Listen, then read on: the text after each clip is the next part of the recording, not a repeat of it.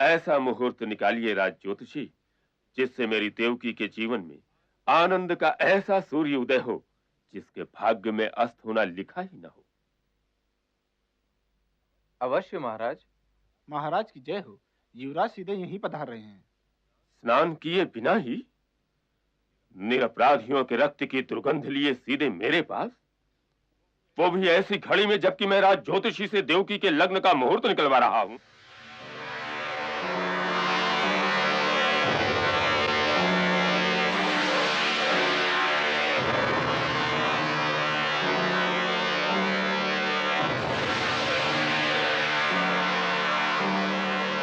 प्रणाम पिताश्री। स्नान तो कर लिया होता पुत्र।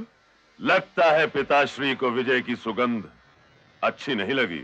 निरपराधियों के रक्त में डूबी हुई विजय वास्तव में पराजय होती है पुत्र। इसीलिए मैं सोचने लगा हूं कि तुम युवराज होने के योग्य नहीं, और आप अब राजा रहने के योग्य नहीं रह गए हैं।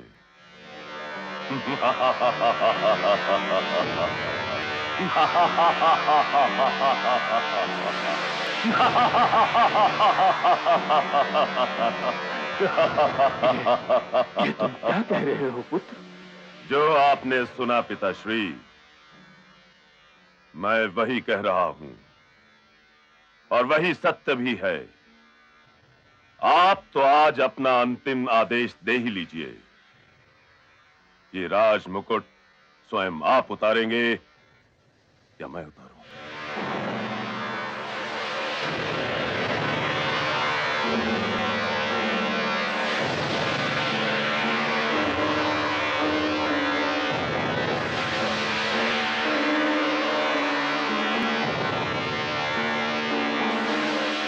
आपने तो निर्णय लेने में बड़ी देर लगा दी पिताश्री।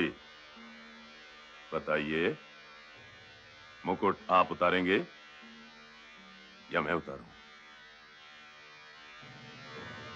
मुकुट तो मैं ही उतारूंगा।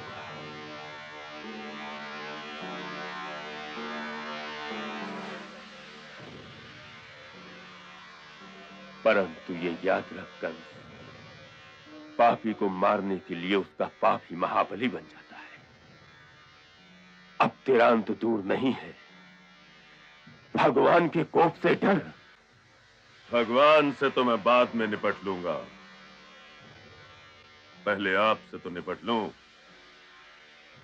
मथुरा के भूतपूर्व नरेश को बंदी गृह की सबसे अंधेरी कोठरी में डाल दिया जाए।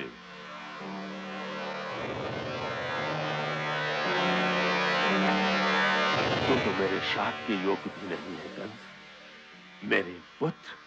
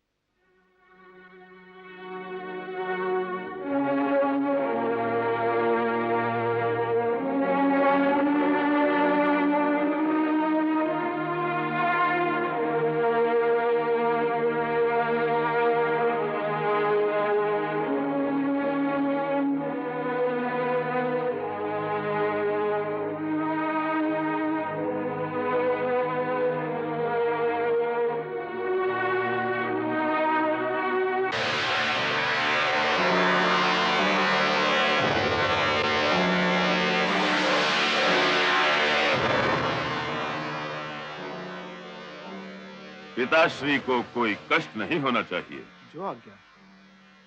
कष्ट तो मुझे एक ही है कि तुम मेरे पुत्र हो। अब तो आपके सन्यास के दिन हैं पिताश्री, और ये आपका तपोवन है। यहां बैठकर तपस्या आरंभ कीजिए और राजनीति के विषयों पर विचार कीजिए, तो आपको ज्ञान मिलेगा कि आप जैसे निर्बल, अशक्त और बलहीन व्यक्ति को राजा होने का अधिकार ही नहीं है। आपको राजा बनाकर इतिहास ने मथुरा का अपमान किया है। इतिहास के विषय में तुम्हें कुछ कह नहीं सकता, परंतु तुम्हें मेरा पुत्र बनाकर काल ने मेरा अपमान अवश्य किया है। तुम मेरे पुत्र नहीं, तुम तो मेरे पिछले जन्मों के पापों का दंड हो। तुम पुत्र नहीं, मेरे लिए, मेरी मथुरा के लिए और भारतवर्ष के लिए एक अभिशाप हो। परंतु हर अभिशाप का एक अंत होता है। कंस, मैं तुम्हारे अंत की प्रतीक्षा करूंगा। यही कीजिए, कीजिए प्रतीक्षा। इससे समय अच्छा बीत जाएगा।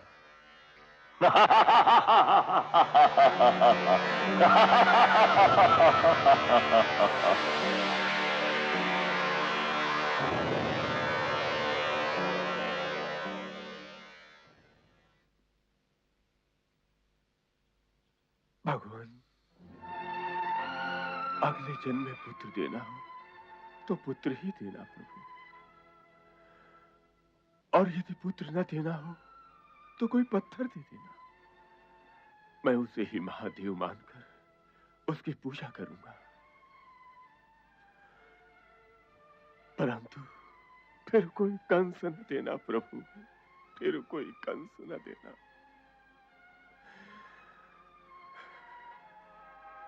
फिर कोई कंस न देना प्रभु।